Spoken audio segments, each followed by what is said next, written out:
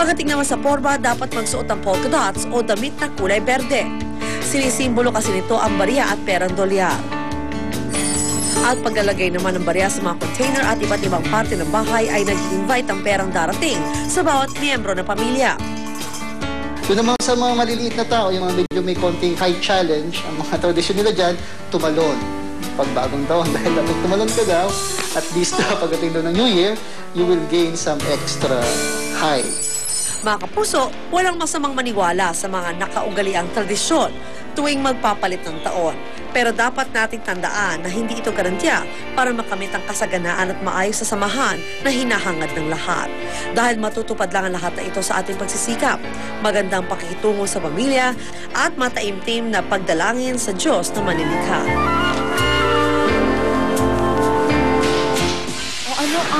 Kamusta na? Okay, perform ako dito.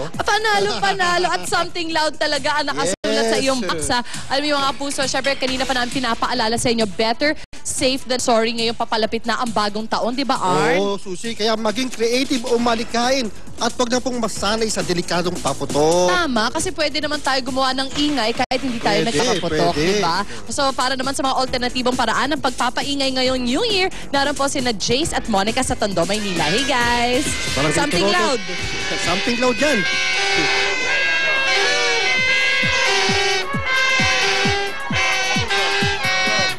Alright, Morning guys, welcome back. Dito pa tayo sa Barangay 50, District 1, Zone 4, Tondo, Manila.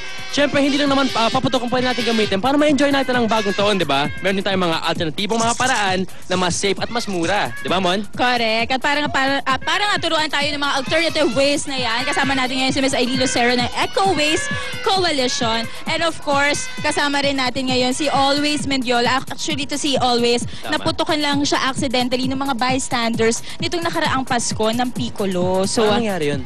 Parang natapunan ka ba or something? Oo, ng Piccolos. At ayun nga, nalagyan siya sa mukha, natamaan siya. At tuturuan tayo ngayon nga ni Ms. Aileen para umiwas sa mga ganyang klase na sakuna. So, Ms. Aileen, ano po ba ituturo niyo sa amin?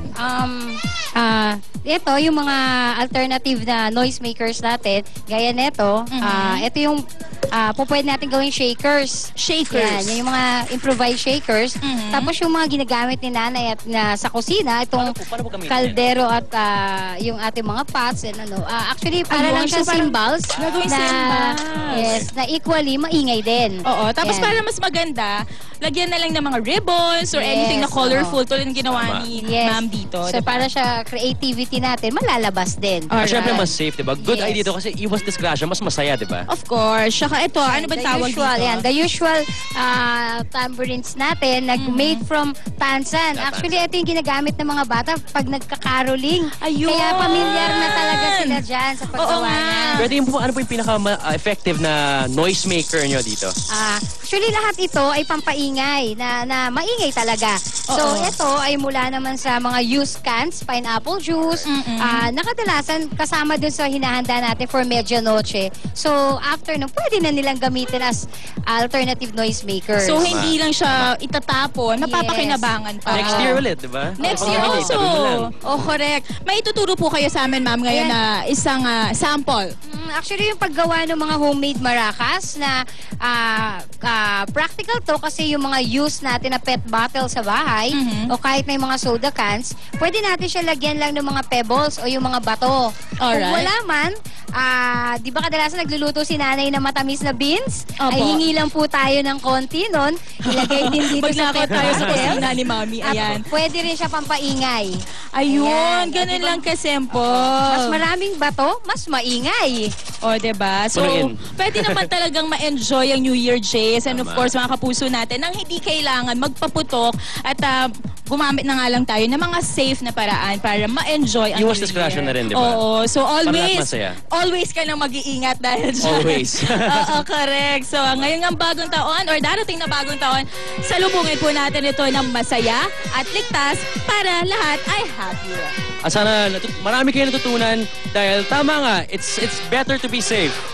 Happy New Year. Alright, so from Tondo, Manila, back to studio muna.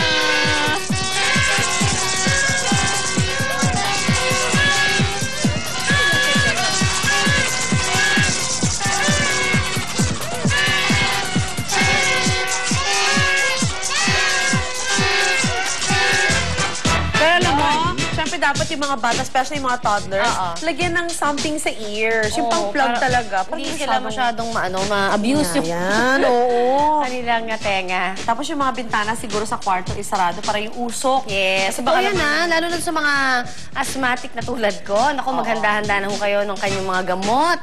yan At na. yung mag-mask na rin Nebulizer. kayo. Ayan, Oo, importante nebulizer, lahat yung mask. Yan, importante yan. Siyempre, tuwing New Year, marami sa atin ang gumagawa ng New Year's resolutions. Kami nga meron na eh.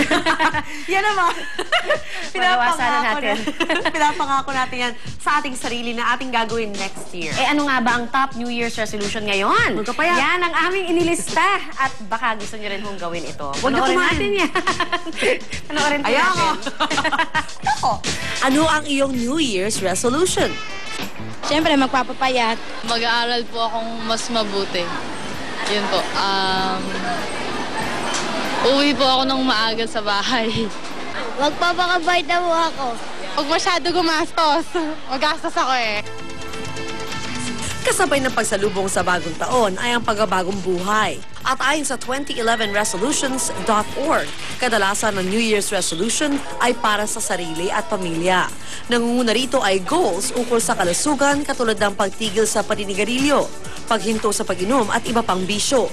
Wish din ng mga hebigat ang pag-lose ng weight, kaya naman ang pagkain medyo babawasan na nila. Hangad din ang karamihan ng healthy lifestyle para maiwasan ang mga sakit. Ayon sa eksperto, tayong mga Pinoy ay family-centered, kaya kasali rin ang pamilya sa New Year's resolution.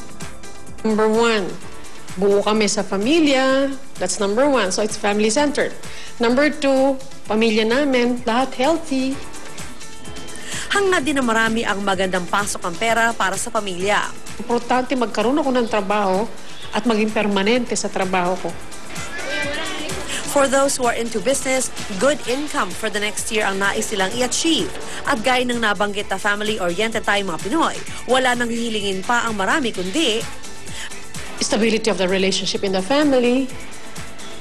mga kapuso, mahalaga na maglaan ng layunin para sa sarili, maliit o malaki man ito.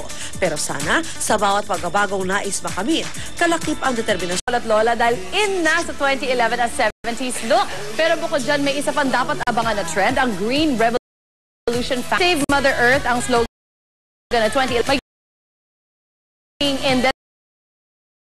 At para mabigyan tayo ng other tips sa magiging kasama natin, not other than Miss Arlen Juarez Lim, ang ating image etiquette and protocol consultant. Hindi mo kinaya maging manikin, no?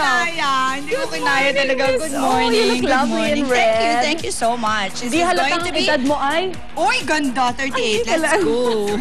Fair ako, ha? Ano ba yung 70s look sa mga girls? Well, now, kasi the trend for 2011 is going to be 70s inspired. That means to say, don't go out naman, interpreting at 70s. Mukha naman talaga kayong ball. So, it's more... Parang costume naman yun. Costume na. So, 70s, but make it more modern.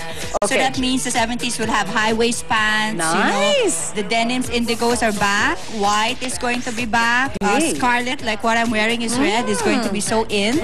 Wedge is going to be so in. But we have models to present to us. Yan, kagaya nila. So, we have the whites for the men, okay? And also for the women. And then we also have the denims. Why was white such a 70s color? Well, actually, it's more because it's spring, summer. So, we need a lot of colors now after natin magkaroon ng sobrang daming itim for you know, for the fall. Yeah. Okay. So, now, then the scarlet is also going to be white. That means it's red. Anything that's going to be red, anything Sanbeda is so in. Grabe! Ganon! Pinasok ko talaga. Okay. And then, so the reds, even for the guys, so, combinations of reds are going to be in. And then we have also the florals and prints. So the florals may be tribal, geometrics, anything. Look at the t-shirts for the guys. Okay. And then colorful. Okay. So also those will be in. What is also nice, Susie, is yung mga long skirts. Okay. With crochet tops is also going to be in. Yes, sobrang ganda. And then we have wedges. We have also corals for colors. Okay. Coral is going to be in. And then the nudes also. Oh, nude forever. But definitely neon bright colors also for colors. Yes. Neon bright colors. Hindi siya neon na neon, but neon bright colors. Bright bright colors. Anong difference nun Like sa chartreuse, neon kasi masyado matingkad. Okay. So you use that only... yung peg sa akin ng You only neon. use that for accessories like your shoes, pretty much your bags. Okay. And, alam niyo ko, tinago niyo na to dati, but the plastic bags, you know, the jelly-colored bags, are going to be in again. Oh my. Okay, babalik na naman siya. Buti lang hindi inaamag yun. Hindi pinapatulan ng amag yung jelly. Pero Hindi how can you masyado. update? Kasi kanina sinabi natin, labas yung mga gamit ng mga lolo't lola. How can you update a real item from the 70s? Well, all you have to do is make it more modern now. So you have to adapt lang the 70s inspired look, but make it more modern. Like, yung pants, di ba, it's wide leg. Ngayon, it's going to be, hindi na siya yung thin, baston pants. It's going to be more wide leg and then high waist na siya. Okay. And even with your chambray, your indigo, bagay siya doon. Okay. So it's going to be those inspired moments. So even your suits are going to be in 70s yun, di ba? 70s are the suits, pero it's more wide leg. So we're going loose a little bit kasi spring, summer na siya. Oo. Ay, salamat. Kasi tigilan na natin yung pagkahapit-hapit, no? Even lalo na for the men, ang tinatawag dito is slim fit but not fitted. Hindi yung tight fit na parang, pare, ninenervyos ka na, parang lamang, kita ko yung puso ko, tumitibok yung puso mo, mga ganyan. Marami na kasing fit daw ngayon. Kasi before, everybody used to be really thin. Right. Now naman, everybody's trying to bulk And it's like up. higher, you know, more slim fit, all of those are Finally, we gonna be will fashion. all find our true waist. Yes. Kasi lagi low waist yan. You will magkakahanapan. find your true waist. Mahanap nyo na that's yan. right. Thank you Yes. so much, Miss O. Thank you also. Miss sabihin ko yata. Miss Sabihin ako, babatiin ko lang all my ladies from the VIP. Si Miss V, si Michelle, si Jolie, and si Flor. They're all watching now. They help me all get your gifts. And you know, also my daughters here, si Yishai and Kim. Kim, we miss you. Yay! Nakakompleto ang pamilya. At syempre, Yes, sobra. Thank you to our models. Maraming salamat. Thank you. Laging tandaan mga kapuso, walang in or out sa pananamit. Nasa tamang pagdadala lang yan. Syempre, confidence is key. Ang importante, bagay, komportable, at hindi nakakabutas ng bulsa ang ating forma para sa 2011. Oh, that was a mouthful. Yes. Salamat. Happy New All the Year. time. Yan, lipat tayo kay Lynn. Happy New Year, Miss O. Parang may mali ka nagsasalita doon kanina, di ba? Walking down. Alright. Ito naman, talagang importante rin to. Ay, oo. Sa lalo na sa mga tulad mo, Con, ng mga pet lovers. Kung tayo po naiingayan tuwing nagpapaputok sa pagpasok ng bagong taon, lalong-lalo na ang inyong mga pets. Kaya naman ho, aalamin natin kung ano nga ba yung mga banta sa kalusugan sa ating mga pets naman, yung mga sobrang maingay na paputok sa pagdating po ng bagong taon. At saka, syempre, alamin din natin kung paano natin sila matutulungan naman. Yes, mapaprotektahan. Protect your pets. Yan po ang ating pag-uusapan kasama si Doc Ferds Resha sa pagbalik ng unang hirit.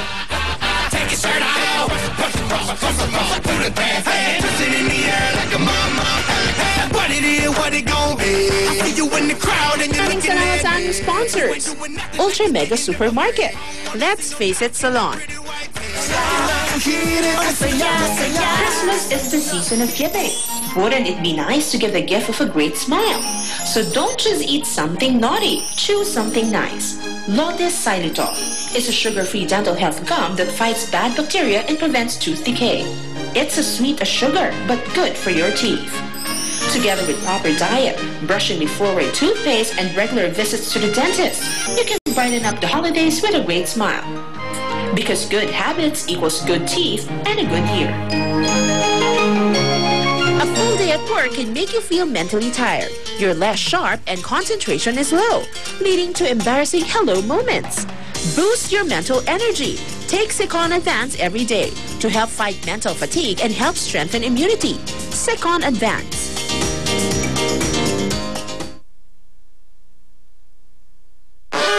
Arthritis, di kaya ng